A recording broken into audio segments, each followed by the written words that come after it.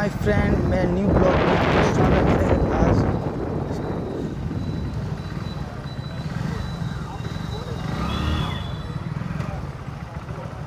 चलिए आज पेट्रोल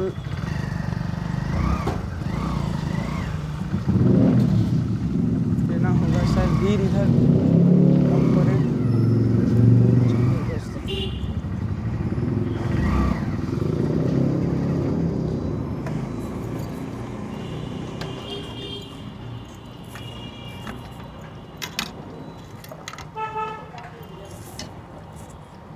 आज मुझे पूरा फुल टंकी करवाना है।